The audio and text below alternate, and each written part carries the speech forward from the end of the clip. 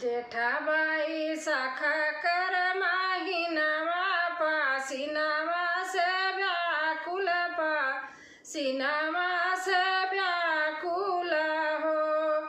जेठाबाई शाखा का माहिनावा पासिनावा से व्याकुल पासिनावा से व्याकुल हो।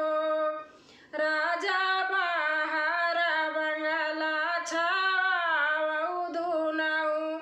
जाने रहा भाई दुनाऊ जाने रहा भाई हो। राजा बाहर बंगाला छाऊ दुनाऊ जाने रहा भाई दुनाऊ जाने रहा भाई हो। नहीं हम बंगाला नहीं हम बसावा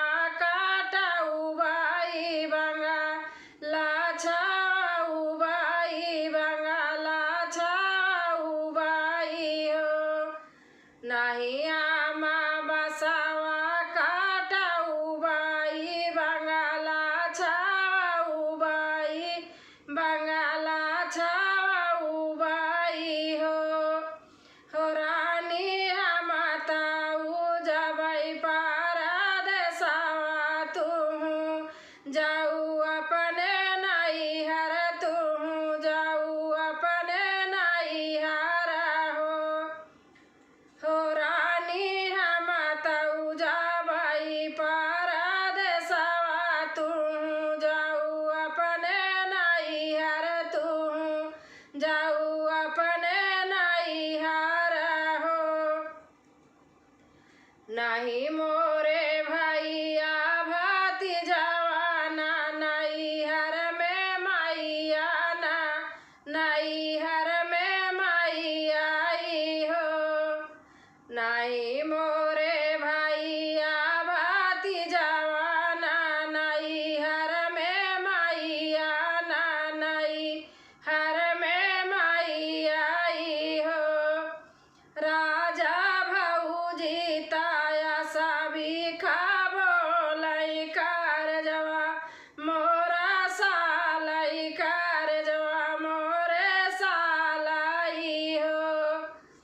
राजा भौजी ताया सभी खाबो लई कर जवा हमारे सालई कर जवा हमारे सालई हो।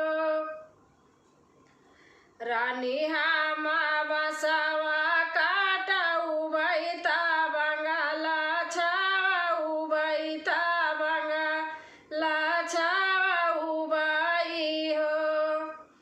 रानी हम बसावा काटाऊ बैता बंगाला छाऊ बैता बंगाला छाऊ बाई हो।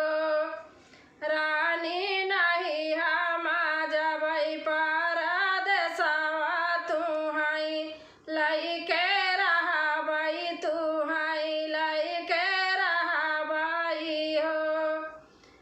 रानी नहीं हम जबई पारा देसावा तुहाई लई के रहा बई तुहाई लई के रहा बई हो।